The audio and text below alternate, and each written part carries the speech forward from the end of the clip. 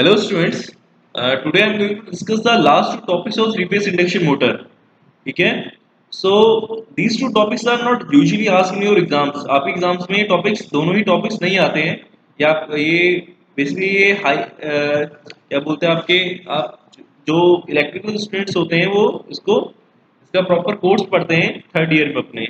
But because these both topics are included in your syllabus, that's why I am discussing. Usually इससे नहीं आता but आपको इसकी knowledge होनी चाहिए. ठीक है, नॉलेज इसलिए होनी चाहिए because let suppose if you are working in a power plant and power plant of say NTPC और बीएचईएल और ONGC, everywhere you will find the induction motor. So you should have this much knowledge so you can relate at least what can be the fault in the induction motor or its basic working. That's why this whole course has been designed कि आप भले ही civil engineer होंगे but आपको दूसरी branch का भी, क्योंकि all the devices are linked. ठीक है, प्लांट में आपको बाकी हर चीज का ध्यान रखना होगा. ठीक है, आप हाइड्रो पावर प्लांट में भी जाएंगे, there also there is a three phase induction motor. So that's why this course has been designed. So let's come to the topic. So what is the problem with the starting of three-phase induction motor? So when induction motor is switched to rated voltage supply, it draws a very high starting current from the supply side, that is 5 to 8 times of the rated current at the time of starting. So problem क्या है, जब आप induction motor को आप directly start करते हैं, let suppose कि induction motor है आपके पास, three phase induction motor and आपने उसके जो प्लग है वो डायरेक्टली सप्लाई दे दी उस पे. ठीक है, सप्लाई कितना, रेटेड वोल्टेज सप्लाई. ठीक है, how much supply, rated voltage supply. ठीक है, so it draws a very high current, that is 5 to 8 times of the rated current.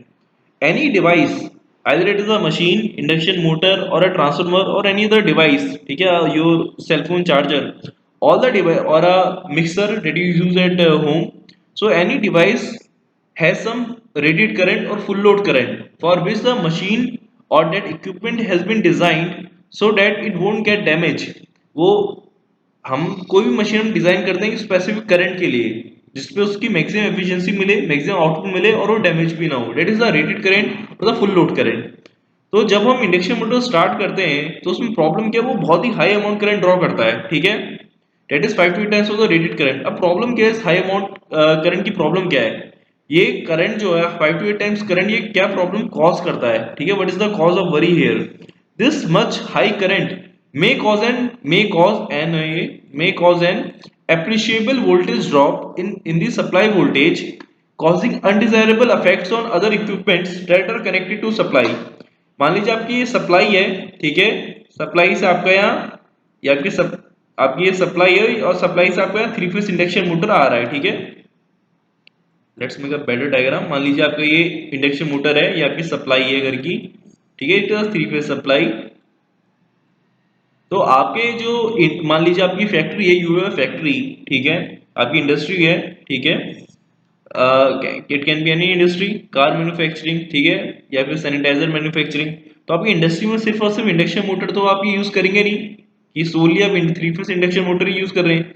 इस सप्लाई से यहाँ पे बाकी काफी सारे भी डिवाइसेस कनेक्ट होंगे. ठीक है, it can be other motor, it can be any device, आपकी इलेक्ट्रिसिटी हो सकती है, कोई मोटर हो सकता है, there can be many other loads. ठीक है, यहाँ पे बहुत सारे अदर इक्विपमेंट भी कनेक्ट होंगे.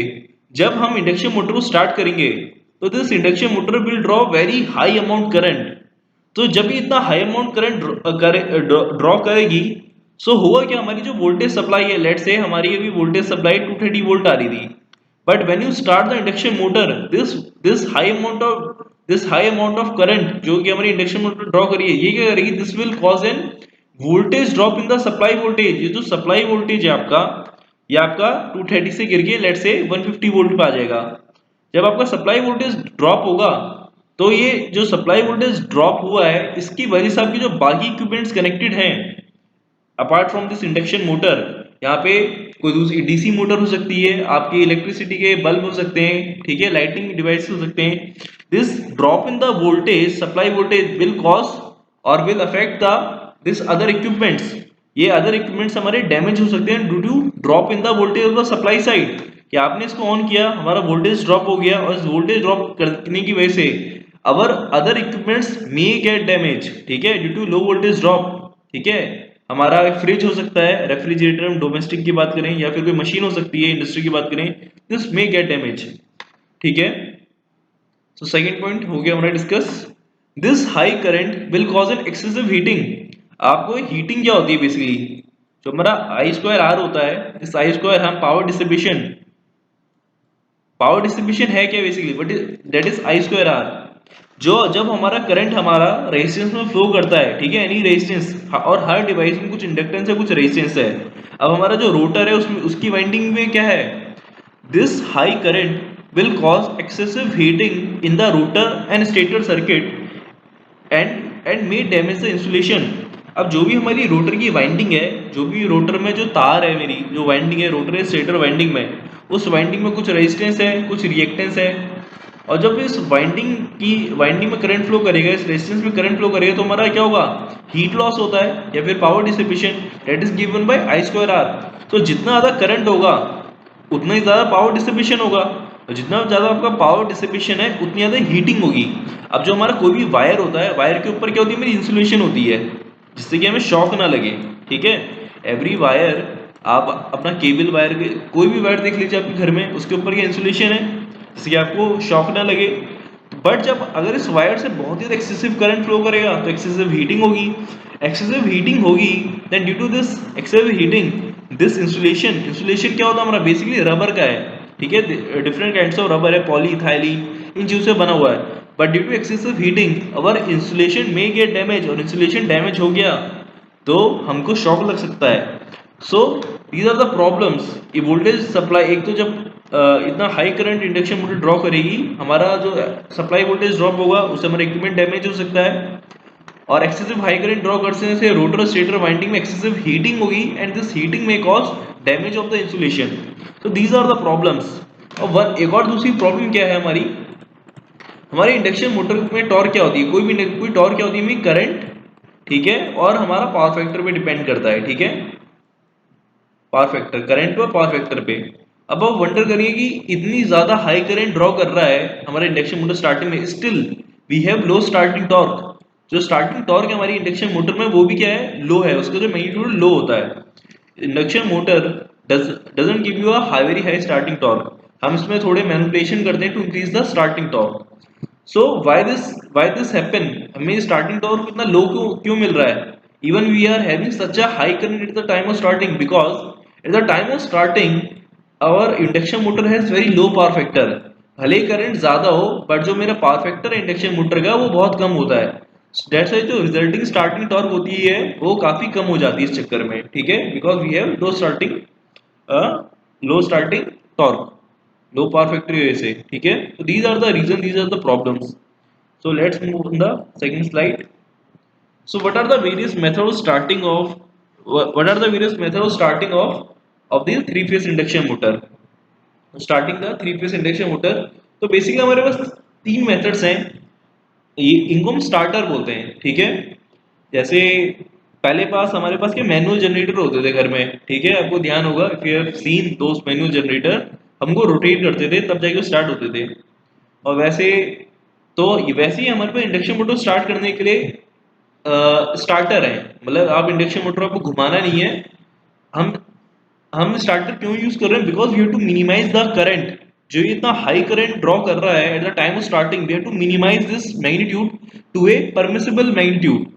इतना करंट को हमें इतना कम करना है at the time of starting, जितना जिससे कि हमारी इंसुलेशन डैमेज ना हो, जिससे कि हमारा एक्सेसिव हीटिंग ना हो। ठीक है, हमारा प्रॉब्लम क्या है, excessive current. We have to minimize this, we have to bring down the magnitude of this current to a permissible level such that there won't be excessive heating and damage of the insulation.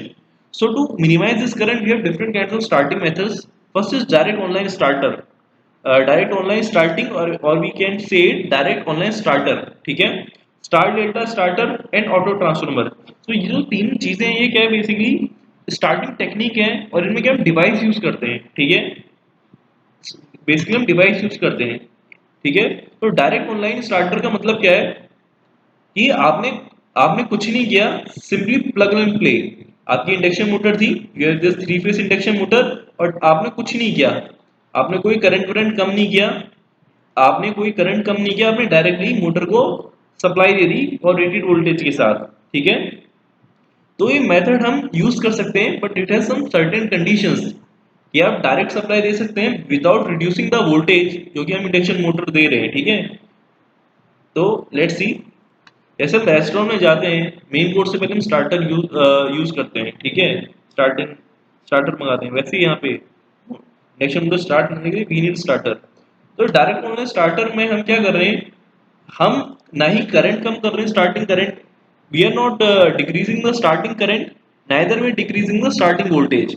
हम directly अपनी motor को, ठीक है, हम directly अपनी motor को सीधे ही हम सप्लाई दे रहे हैं, जो भी हमारी three phase supply as it is, directly हम यहाँ पे बैलेंस रेटेड वोल्टेज सप्लाई दे रहे हैं, ठीक है। बट ये डायरेक्ट प्लग इन प्ले है, हमारे पास कंडीशन है, ये हम कहाँ यूज करते हैं, फॉर लो रेटेड मोटर।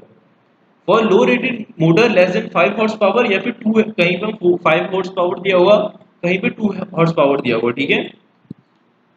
एक हॉर्स पावर कितना होता है, 746 वॉट्स, ठीक है। तो हम इनको जो हमारी लो रेटेड मोटर्स हैं उसमें मेथड यूज करते हैं, ठीक है।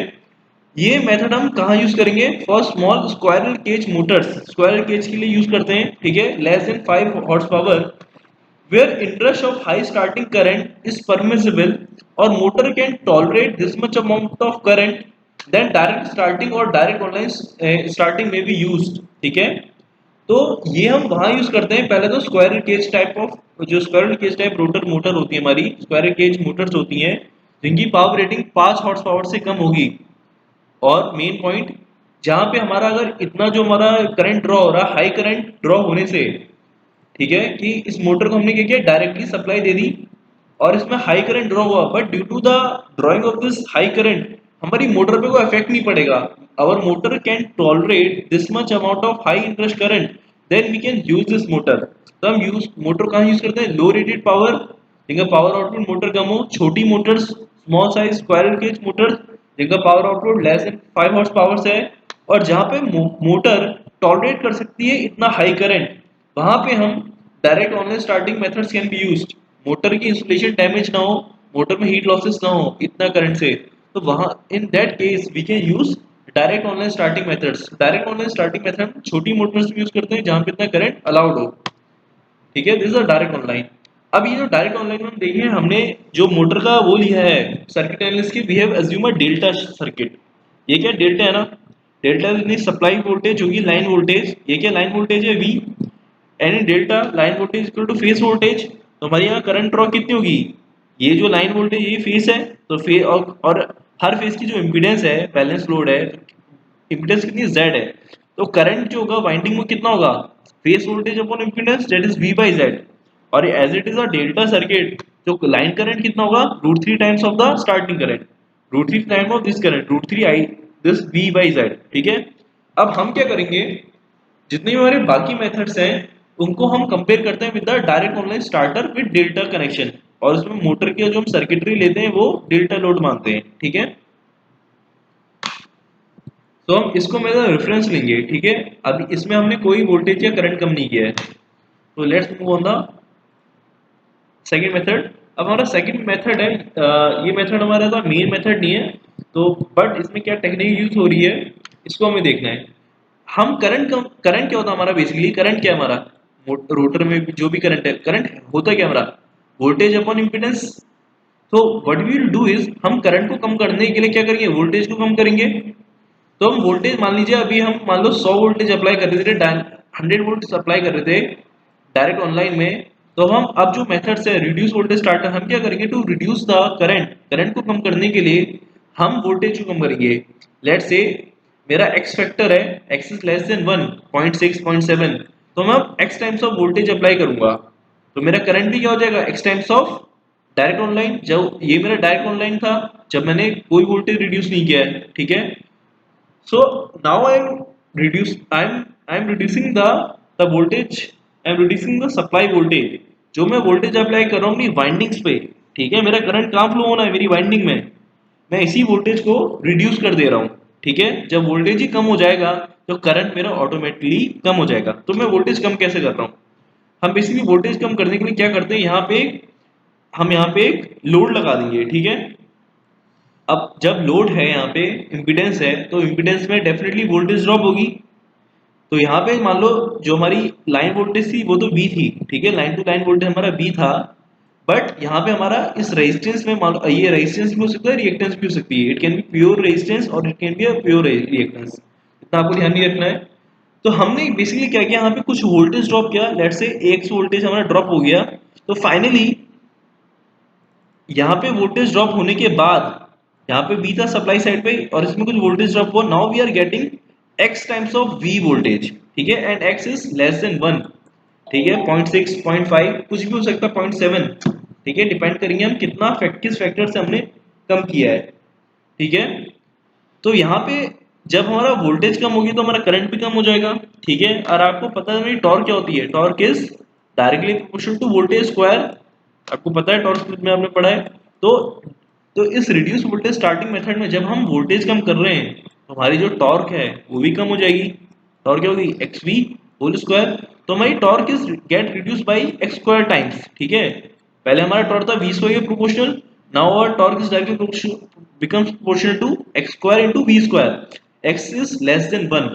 तो जब हम स्टार्टिंग करंट कम कर रहे हैं तो ऑब्वियसली हमारा क्या होगा, हमारा टॉर्क भी कम होगा। एक तरीके टॉर्क भी क्या हमारा करंट के प्रोपोर्शनली है, डायरेक्ट आई स्क्वायर के प्रोपोर्शनल है। तो वोल्टेज कम कर रहे हैं तो करंट कम होगा, करंट कम कर रहे हैं तो या वोल्टेज कम कर रहे हैं तो भाई टॉर्क भी कम होगी, ठीक है। सो यहाँ पे जो हमारा टॉर्क कम होता है, torque gate decrease by factor of x square, ठीक है। But our current gate decrease by only by x times, current तो एक्स टाइम्स कम हो रहा है एंड जो हमारा हमारी टॉर्क है वो एक्स स्क्वायर टाइम्स कम हो जा रही है, स्टार्टिंग टॉर्क। तो डिसएडवांटेज क्या है हमारा थोड़ा, कि हमारी टॉर्क ज्यादा कम हो रही है बट करंट हमारा इतना ही कम हो रहा है, ठीक है। तो इस मेथड में प्रॉब्लम क्या, हमारा करंट तो एक्स टाइम्स कम हो रहा है बट टॉर्क हमारी एक्स स्क्वायर टाइम्स कम हो जा रही है, ठीक है। तो we move to another method that are the main methods of ये star delta and auto transformer. तो अगला मेथड है हमारा ऑटो ट्रांसफॉर्मर। ऑटो ट्रांसफॉर्मर क्या है, बेसिकली ट्रांसफॉर्मर है, ठीक है। It is basically type of transformer. अब जैसे हमारा ये ट्रांसफॉर्मर होता है, ठीक है, ये हमारा ट्रांसफॉर्मर था।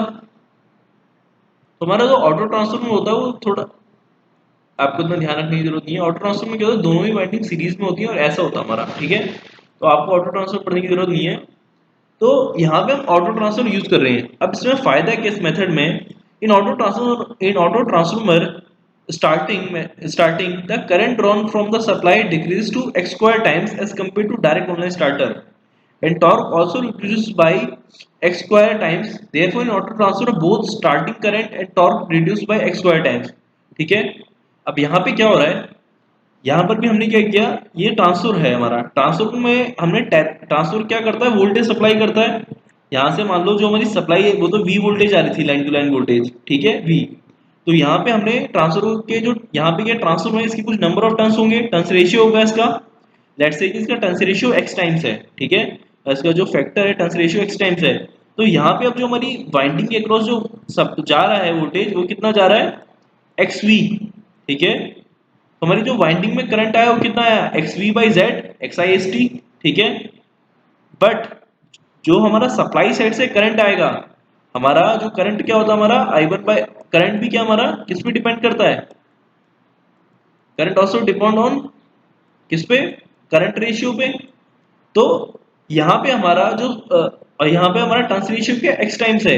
तो बेसिकली हमारा जो करंट ड्रॉ होगा सप्लाई साइड से वो क्या होगा हमारा x square into root three I S T. Root three क्यों है, क्योंकि ये फेस करंट था, ये लाइन करंट है, रूट थ्री आ गया। क्योंकि एक ट्रांसफॉर्मर है, ट्रांसफॉर्मर को टर्न्स रेशियो होगा, वो टर्न्स रेशियो एक्स है हमारा, तो वो कितना कम कर देगा, जो हम सप्लाई साइड से करंट ड्रॉ कर रहे हैं।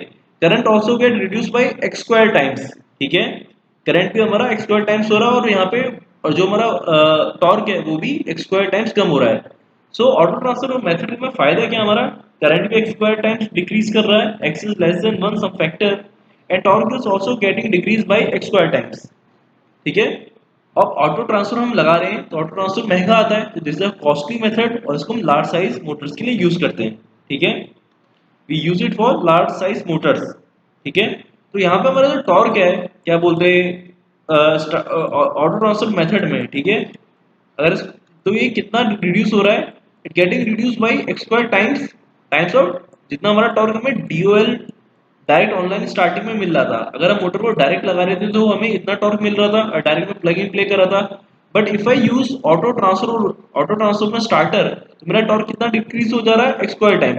सिमिलरली मेरा स्टार्टिंग करंट भी कितना डिक्रीज हो जाएगा, x square times of the starting current with dual starter. जब मैं डायरेक्ट ऑनलाइन स्टार्ट कर रहा था तो मेरा करंट एज इट इज था, कुछ रिड्यूस नहीं हो रहा था। तो उसके डायरेक्ट ऑनलाइन स्टार्टिंग के कंपैरिजन के रिस्पेक्ट में मेरा करंट और टॉर्क दोनों ही एक्स स्क्वायर टाइम फैक्टर से कम हो जाएंगे in case of auto transformer. ठीक है, तो हमारा बेसिकली काम क्या है, वोल्टेज कम कर रहे हैं, वोल्टेज से हमारा करंट कम हो रहा है और हमारा मेन ऑब्जेक्टिव क्या है, करंट को कम करना। ठीक है, महंगा मेथड है, लार्ज साइज मोटर्स में ही यूज करते हैं, छोटी मोटर्स में यूज नहीं करते। Next method is star delta. अगला मेथड क्या हमारा, star delta starter. So star delta starter में क्या हमारा, आपको पता है अभी तक हम क्या बात कर रहे थे, डेल्टा जितने भी हमने लोड लिए थे डायरेक्ट ऑनलाइन या फिर ऑटो ट्रांसफर, इन दोनों में डेल्टा लोड एज्यूम किया था। अभी स्टार में क्या होता है, डेल्टा में क्या होता है, line voltage into phase voltage. जब लाइन वोल्टेज हमारी क्या थी, एक्स टाइम्स ऑफ वी थी, तो यहाँ पर ही फेज में कितनी I, x times of V. Now in star delta starter हम जो स्टार डेल्टा जो स्टार कनेक्शन होता है उसमें उसका नेचुरल कनेक्शन कैसा है, स्टार में क्या खूबी है, स्टार कनेक्शन में जो हमारा फेज वोल्टेज है इस लाइन वोल्टेज की क्या होता है, VL by root three. My phase voltage is 1/√3 times of my line voltage. तो हमारा काम क्या है, जो मेरा जो वाइंडिंग में करंट फ्लो कर रहा है वो किस पे डिपेंड करता है, मेरा फेस वोल्टेज पे। तो जब मैं स्टार डेल्टा में क्या है, हम मोटर को जब स्टार्ट करते हैं, when we start the motor at the time of starting, मैं अपने मोटर के कनेक्शंस को by using some switch technique, मैं अपने मोटर के कनेक्शन को स्टार फॉर्म में रखूंगा। ठीक है, स्टार कनेक्शन में रखूंगा। ठीक है, at the time of starting. तो at the time of starting my motor connection are in star star connection. ठीक है, स्टार कनेक्टेड होता है स्टार्टिंग टाइम पे। तो स्टार कनेक्टेड का फायदा क्या है, स्टार का फायदा क्या है, स्टार का फायदा क्या है, भले ही मेरा लाइन वोल्टेज कितना है, V है, but in star connection my phase voltage is 1/√3 times of my line voltage. और मेरा करंट जो वाइंडिंग में फ्लो करता है किस पे डिपेंड करता है, मेरे फेस वोल्टेज पे। So now as my phase current is V/√3, then my current is also become V/√3 by impedance Z। और मेरा स्टार कनेक्ट और मेरा ड्यूअल के कंपैरिजन मेरा एक तरीके से करंट कितना हो गया, 1/√3 टाइम्स करंट कम हो गया। ठीक है, तो मेरा करंट कितना कम, एक तो 1/√3 टाइम्स करंट कम हो गया। दूसरा, in star needle starter at the time of starting the phases are connected in star, thereby reducing the voltage of each phase by to 1/√3 times of its normal value। ठीक है, and 1/3 times in comparison to dual starter. ठीक है, 1/3 times इसमें voltage नहीं, torque जो हमारी कम होती है। ठीक है, for the torque. So the starting line current is also reduced by 1/√3 times of full voltage starting current। Full voltage starting current के कंपैरिजन में ठीक है, हमारा करंट कितना कम हो रहा है, 1/√3 टाइम्स कम हो जा रहा है। ठीक है, और हमें पता है टॉर्क किसके प्रोपोर्शनल होता है, वोल्टेज स्क्वायर के। वोल्टेज क्या हमारा V/√3 स्क्वायर। तो हमारी जो टॉर्क है basically, if I compare with the dual starter, in case of star delta starter my torque gets reduced by 1/3 times the dual starter। my torque is getting reduced by 1/3 times of dual starter। और मेरा current भी यहाँ पे, तो current मेरा आपको क्या लग रहा है, 1/√3 टाइम्स, ड्यूअल नहीं आएगा, फुल वोल्टेज ही कितना कम हो गया, 1/√3 times. But if I compare my line current, मैं अपने लाइन करंट को कंपेयर करूँ, ये तो मेरा फेस करंट है। ठीक है, मेरा लाइन करंट सप्लाई साइड से डिनोट कर रहा है, वो ड्रॉ कर रहा है। इफ आई और मैं उसे अपने डेल्टा कनेक्टेड लोड से कंपेयर करूं डायरेक्ट ऑनलाइन से डेल्टा, तो मेरा जो करंट है वो भी मेरा 1/3 टाइम्स रिड्यूस होता है। ठीक है, मेरा ड्यूअल स्टार्ट में कितना करंट फ्लो कर रहा था, यहाँ पे √3 आई आई स्टार्टिंग, और यहाँ पे कितना करंट फ्लो कर रहा है, आई स्टार्टिंग बाई √3। ठीक है, तो आपको इतना ध्यान रखने की जरूरत नहीं है। Just remember, in case of star delta starter my torque reduce by a factor of 1/3। ठीक है, क्योंकि मेरा टॉर्क है V/√3 के प्रोपोर्शनल है। ठीक है, वोल्टेज स्क्वायर के, my torque get reduce by 1/√3 times of the dual starter. Similarly my current also get reduce by 1/3 times of the full dual starter current. तो in my star delta starter both my current and my voltage get reduced by 1/3 times of my dual starting, जो हमने सबसे पहले method देखा था। इसमें one torque भी मेरा 1/3 अमाउंट से करंट कम हो जाएगा और मेरा स्टार्टिंग करंट भी 1/3 टाइम से भी कम हो जाएगा। ठीक है, तो these are the main points. मेरा ऑटो ट्रांसफर में मेरा जो टॉर्क था वो एक्स स्क्वायर टाइम, मेरा जो जो मेरा ऑटो ट्रांसफर था इसमें भी torque as well as current कितना कम हो रही थी, x square by x square times. ठीक है, और एक्स की वैल्यू मेरी, मैं एक्स वैल्यू 1/√3, तो मेरा कितना टॉर्क और करंट कम होगा, 1/3 times 1/√3 square. Similarly star delta में भी क्या बोलते हैं, मेरा जो वोल्टेज और करंट, जो मेरी टॉर्क और करंट है वो 1/3 टाइम रिड्यूस हो जाएंगी। और जब हमारी मोटर हमारी 80% ऑफ रेटेड स्पीड रीच कर लेती है, the motor connection is switch into delta mode using a switch. जैसे स्टार्टिंग टाइम में तो मेरा क्या है, करंट बहुत हाई है, तो मैंने कहाँ स्टार फॉर्म में अपना कनेक्शन को रखा है। जैसे ही मेरी मोटर अपनी स्पीड अचीव करेगी एट 80% रेटेड स्पीड, उसके बाद द स्विच कनेक्शन उसको मैं डेल्टा कनेक्टेड मोड में कन्वर्ट कर दूंगा। ठीक है, then I convert to delta connected जब मेरी मोटर रनिंग फॉर्म में आ जाएगी। तो ये मेरा क्या है, स्टार डेल्टा स्टार्टर है। इसमें मेजर पॉइंट क्या है, both the current and the starting torque get reduce by 1/3 times. these are major points. इनको भी हम अपनी लार्ज साइज मोटर्स में और कॉस्टली मोटर्स में यूज करते हैं। ठीक है, सो these are the three methods of three important methods of starting the three phase induction motor. Our next topic is speed control of three phase induction motor। ठीक है, तो बेसिकली हम यहाँ किसकी बात करें, थ्री फेज इंडक्शन मोटर की, not single phase. तो we have three methods.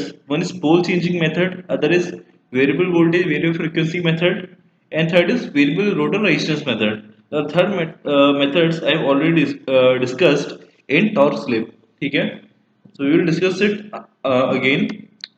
uh, so first is pole changing method। So as you already know, the speed of three phase induction motor is given by the synchronous speed of three phase induction motor is given by ns equal to 120 f upon p, where f is the supply frequency and p क्या हमारे number of poles on motor। Poles जो होते हैं हमारे motor में basically है क्या, ये इलेक्ट्रोमैग्नेट है। ठीक है, ठीक है, नॉर्थ साउथ पोल होते हैं और पोल हमारा हमेशा इवन नंबर होते हैं। ठीक है, हमारी पोल्स होंगे तो 2 होंगे 4 होंगे। ठीक है, और नंबर ऑफ पोल्स जो होते हैं हमारे स्टेटर पे, स्टेटर हमारा बाहर का पार्ट है, रोटर हमारा अंदर का पार्ट है। ठीक है, जो नंबर ऑफ पोल्स हमारे स्टेटर पे होते हैं always equal to the number of poles on rotor. ठीक है, in three phase induction motor जितने हमारे पोल्स हमारे रोटर पे हैं, स्टेटर पे हैं, उतने ही पोल्स हमारे रोटर पे होते हैं। ठीक है, स्टेटर पे अगर 2 पोल स्टेटर है तो 2 पोल ही रोटर होगा, 4 पोल स्टेटर है तो 4 पोल ही रोटर होगा। ठीक है, तो पोल है क्या, बेसिकली पोल बेसिकली इलेक्ट्रोमैग्नेट है। पोल क्या है, ये क्या आयरन का है। ठीक है, आयरन है, इस पे हमने वाइंडिंग या ये वाइंडिंग है, वाइंडिंग के अंदर हमने वायर डाल रखी है या फिर वायर इसके अबाउट रैप कर रखा है। Pole is in basically electromagnet. ठीक है, सो जो हमारी सिंक्रोनस स्पीड है, synchronous speed is the speed of revolving magnetic field, it is given by 120 f upon p, directly proportional to the frequency. So synchronous speed is directly proportional to frequency, inversely proportional to the number of poles on the motor। और जो मेरी rotor की speed होती है, rotor speed is the speed of the induction motor. Motor motor की speed ही क्या है, रोटर की स्पीड है, and it is given by n। और n क्या होता है हमारा, we have see our n is ns into 1 minus s। हमारा जो रोटर स्पीड है it is given by ns into 1 minus s। तो if you put the values of ns here, तो हमारी मोटर की स्पीड क्या हो गई, मोटर स्पीड क्या हो गई हमारी 120 f upon p 1 minus s।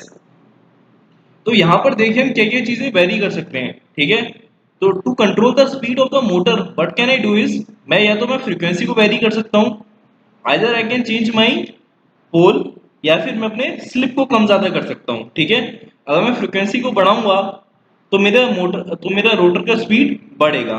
ठीक है, अगर मैं पोल्स को बढ़ाऊंगा तो मेरा मोटर का स्पीड कम होगी। If I increase the number of poles, if I increase poles तो मेरी मोटर की स्पीड कम होगी। If I increase the slip, if I increase the slip तो भी मेरी मोटर की स्पीड कम होगी। और if I decrease the frequency, तो भी मेरी इंडक्शन मोटर की स्पीड कम होगी। और अगर मैं इंक्रीज करूं, क्या बोलते हैं, फ्रीक्वेंसी को, तो मेरी मोटर की स्पीड इंक्रीज करेगी। If I decrease my number of poles, then my motor speed will get increase. And if I decrease my slip, तो भी मेरी मोटर की स्पीड इंक्रीज करेगी। तो बेसिकली हमारे पास तीन तरीके हैं, या तो मैं पोल्स को वेरी करूं, या फिर फ्रीक्वेंसी को, या फिर स्लिप को। तो first method is called as pole changing method. Second method is by changing slip और वेरिंग रोटर रेजिस्टेंस, ठीक है। Third method is variable voltage variable frequency supply, ठीक है। इसको हम बोलते हैं triple VVVF, variable voltage variable frequency supply, ठीक है। So one by one we will see this methods. हमें एकदम ब्रीफ में देखना है सब। तो पहला मेथड क्या हमारा, पोल चेंजिंग मेथड। तो आपको पता ही है यहाँ से, my speed is inversely proportional to frequency, ठीक है। लेट्स से मेरी कोई इंडक्शन मोटर थी, उसमें 4 पोल थे, ठीक है। My induction motor has 4 pole.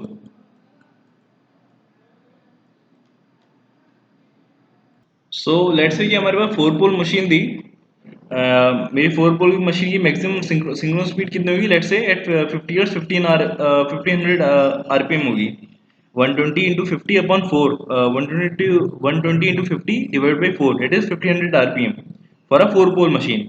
If I can change this 4 pole to a 2 pole, मैं 4 से 2 कर दूं, पहला 4 था डिनोमिनेटर, अब मैं 2 कर दूं, then my rotor speed will और motor speed will get increased, मेरी स्पीड कम होगी, ठीक है। मेरी स्पीड क्या बोलते हैं, इंक्रीज कर जाएगी। सो बेसिकली हम पोल को चेंज कर रहे हैं। पोल को चेंज कैसे करते हैं, हमारी मोटर है, मोटर में हमारे पोल्स हैं खूब सारे, ठीक है। नॉर्थ पोल, पोल्स के हमारे बेसिकली इलेक्ट्रोमैग्नेट से कॉम्बिनेशन है। नॉर्थ पोल होगा, फिर हमारे ऐसे पोल्स होंगे डिफरेंट डिफरेंट, डिपेंडिंग हमने इनको कैसे ज्वाइन किया आपस में, इनका बाइंडिंग कैसे किया है, कनेक्शन कैसा है। ये नॉर्थ होगा, फिर साउथ होगा, फिर अगेन नॉर्थ पोल, फिर अगेन नॉर्थ होगा, कि डिपेंड करेगा कि हमने वाइंडिंग का कनेक्शन कैसे किया है। We can change the number of poles, we can increase the number of poles by changing the winding connection, we can decrease the number of poles by changing the winding connection. तो हमने इनका connection क्या है, इनके wires का, उनको change करके हम पोल्स को वेरी कर सकते हैं, ठीक है। सो हमने so from above equation we can see the rotor speed or speed of induction motor is inversely proportional to the number of poles on the motor. As number of poles on induction motor increases, the speed of induction motor decreases, ठीक है। ये तो clear हो गया, और vice versa. So this method is only applicable to squirrel cage type induction motor, squirrel cage induction type motor, ठीक है। तो हमारे पास क्या दो तरीके रोटर होते थे, रोटर क्या थे हमारे, दो तरीके थे, एक था स्क्वायरल केज और एक था स्लिप रिंग। स्क्वायरल केज, ये जो मेथड है हमारा pole changing method, this is only applicable to squirrel cage type of rotor, squirrel cage type of induction motor में ही एप्लीकेबल है। You can't apply this method in slip ring type of rotor या slip ring induction motor, ठीक है। This method is only applicable to squirrel cage induction motor and not applicable to slip ring type induction motor और slip ring या फिर wound type rotor, ठीक है।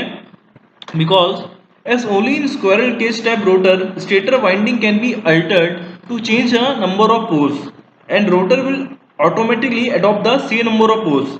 सिर्फ आप squirrel cage type of rotor में आप स्टेटर की वाइंडिंग को वेरी करके, चेंज करके उनकी वायर कनेक्शन, आप नंबर ऑफ पोल्स को वेरी कर सकते हो। और जितने मेरे, अगर मेरे स्टेटर पे 4 पोल होंगे, मान लो स्टेटर पे पहले मेरे 2 पोल थे, फिर मैं 2 पोल को चेंज करके 2 पोल को चेंज करके मैंने अपने स्टेटर में 4 पोल कर दिए, तो मेरे रोटर पे अपने आप ही मेरे 2 से 4 पोल हो जाएंगे in case of squirrel cage type rotor. So this feature of changing poles is not available in slip ring type rotor. So this method is only applicable to pole changing method. Applicable to squirrel cage type of rotor. ठीक है, squirrel cage induction motor में ही applicable है ये method, ठीक है। सो आपको क्या ध्यान रखना है, पोल्स को इंक्रीज करेंगे स्पीड कम हो जाएगी, और ये मेथड किस में एप्लीकेबल है, सिर्फ और सिर्फ स्क्वायरल केज टाइप रोटर में या मोटर में, ठीक है। बहुत सिंपल है, सिर्फ दो ही पॉइंट है आपके इंपॉर्टेंट इसमें। अब आता है हमारा वेरिएबल वोल्टेज वेरिएबल फ्रीक्वेंसी, ठीक है। तो इस मेथड को अप्लाई करने के लिए, ठीक है, आपके पास घर में या लैब में आप देखेंगे, हमारी लैब है, स्पेशली हमारे घर में जो हमारे लाइट आती है वो क्या है, फिक्स फ्रिक्वेंसी की लाइट है। हमारे घर में जो लाइट आती है, इलेक्ट्रिसिटी आती है, it is a fix frequency. कितनी फ्रिक्वेंसी है वो? 50 हर्ट्ज। ठीक है, कितनी हमारे घर में फ्रिक्वेंसी आती है? 50 हर्ट्ज। ठीक है, and we can't vary this frequency. ठीक है, वी कांट वेरी। कॉलेज में, लैब में हमारे पास ऐसे डिवाइस होते हैं, ठीक है, फ्रीक्वेंसी मॉड्यूलेटर होते हैं, by which we can vary the frequency for the experiment. But जब हम इसको प्रैक्टिकली इस मेथड का यूज करते हैं, then we need a supply और वी नीड एन इक्विपमेंट। हमें ऐसा इक्विपमेंट चाहिए by which we can vary the supply, vary the frequency of the supply. हम फ्रीक्वेंसी को वेरी करने के लिए हमें variable voltage, variable frequency supply चाहिए, जिसमें हम फ्रीक्वेंसी को चेंज कर सकें। 25 हर्ट्ज, 35 हर्ट्ज, 60 हर्ट्ज। ठीक है, और हम वेरी इस तरीके से करते हैं जिससे कि हमारा V by F ratio constant रहे। ठीक है, the ratio V by F remains constant as frequency is varied in direct proportion to the supply voltage. ठीक है, हम हमेशा अपना V by F ratio constant रखेंगे। तो जब भी हम फ्रीक्वेंसी वेरी कर रहे हैं, हम इस तरीके से वेरी करेंगे जिससे कि हमारा V by F ratio constant रहे। V बाई एफ रेशियो क्या बताता है? Basically flux of the machine. और एक मशीन में हमारा फ्लक्स क्या होता है? कांस्टेंट होता है। That's why we make V by F ratio constant. अब यहाँ पर देखिए, from this equation if I decrease my frequency, तो मेरा NS कम होगा। NS क्या है मेरा? My NS is 120। Synchronous speed is given by 120 f upon p. If I decrease my f, then my ns will automatically decrease। और मेरा slip क्या होता है जब मैं इसको डिक्रीज करूंगा? यूजुअली जब हमारा मोटर है, मोटर में क्या हमारा rotor speed is always less than synchronous speed. हमारे इंडक्शन मोटर में कभी भी हमारा रोटर इंडक्शन मोटर की सिंक्रोनस स्पीड पे नहीं घूमता, ना ही उससे ज्यादा स्पीड पे। ठीक है, my rotor speed is always less than synchronous speed. ठीक है, एंड स्लिप क्या है मेरी? Slip is ns minus n, synchronous speed minus rotor speed upon synchronous speed. तो by varying the frequency of the supply I decreases my synchronous speed. और जैसे ही मेरा synchronous speed at the moment when my synchronous speed becomes less than my rotor speed और my motor speed, तो मेरा slip कैसा हो जाएगा? नेगेटिव। जब मेरा स्लिप नेगेटिव हो गया, ठीक है, when my slip becomes negative, मेरा स्लिप जब नेगेटिव हो गया, तो टॉर्क क्या है मेरा? Basically torque depends on my slip only. Torque क्या है मेरा? आई स्क्वायर आर, मतलब आई स्क्वायर इंटू आपका टॉर्क क्या है मेरा? डायरेक्टली किस पे डिपेंड करता है? स्लिप पे। ऐसा फॉर्मूला होता है ना, I square dot R2 by S upon omega. तो बेसिकली मेरा टॉर्क किस पे डिपेंड कर रहा है? मेरे स्लिप पे। ठीक है, the moment at which slip becomes negative, जैसे मेरा स्लिप नेगेटिव होगा तो वैसे ही मेरा क्या होगा? टॉर्क भी नेगेटिव हो जाएगा। तो एक नेगेटिव टॉर्क, मेरा स्लिप नेगेटिव हुआ तो नेगेटिव स्लिप क्या कर रहा है? मेरे टॉर्क को नेगेटिव कर रहा है। टॉर्क अभी तक टॉर्क क्या कर रहा था? जब मेरा टॉर्क पॉजिटिव था, जब मेरा टॉर्क पॉजिटिव था, जब मेरा स्लिप पॉजिटिव था, ठीक है, जब मेरा स्लिप पॉजिटिव था, ग्रेटर देन जीरो था, तो टॉर्क भी पॉजिटिव था। तो अगर मोटर इस डायरेक्शन, तो अगर मेरी मोटर एंटी क्लॉकवाइज डायरेक्शन में घूम रही थी, इस मेरा टॉर्क भी किस डायरेक्शन, मान लो स्पीड है मोटर की एंड एंटी क्लॉकवाइज डायरेक्शन, तो मेरा टॉर्क भी कहाँ था? एंटी क्लॉकवाइज डायरेक्शन में ही इसको रोटेट करवा रहा था। The same direction it is acting. Basically ये टॉर्क ही मेरी मोटर को या मेरे रोटर को रोटेट करा रहा था in the direction let's say anti clockwise. Eight the moment, जिस मोमेंट की बात कर रहे हैं, जैसे ही मेरा स्लिप नेगेटिव हुआ, मेरा टॉर्क नेगेटिव हुआ, तो मोटर तो करंटली मेरी भले ही मेरी एंटी क्लॉकवाइज घूम रही हो, बट इस मूवमेंट पे मेरा टॉर्क का डायरेक्शन क्या हो गया? इसके अपोजिट, नेगेटिव टॉर्क। स्पीड मेरी एंटी क्लॉकवाइज है, बट दिस मूवमेंट पे मेरा टॉर्क क्या हो गया? एंटी क्लॉकवाइज डायरेक्शन में। तो बेसिकली अब मेरा जो नेगेटिव टॉर्क है क्या कर रहा है? इस मोटर की स्पीड को कम करने की कोशिश करेगा। और नेगेटिव स्लिप क्या बताता है? Braking action.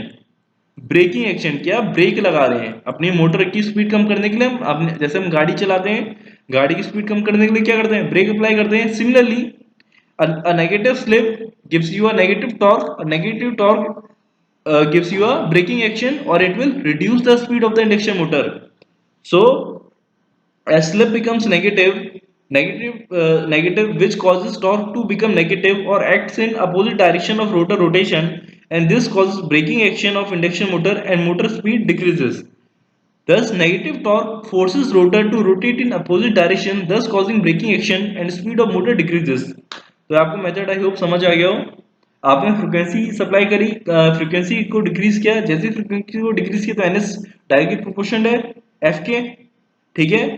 एफ कम हुआ एनएस कम हुआ, एनएस जैसे ही एन से कम होगा स्लिप नेगेटिव हो गया, स्लिप नेगेटिव हो तो टॉर्क नेगेटिव हो गया, टॉर्क नेगेटिव हो गया तो वो मोटर को अब ब्रेक अपोज करेगा, उसकी रोटेशन को ब्रेक लगाने की कोशिश करेगा या फिर अपोजिट डायरेक्शन में रोटेट करने की कोशिश करेगा। तो इस कोशिश में स्पीड मोटर की कम हो जाएगी। In this way, in this manner we will control the speed of the motor.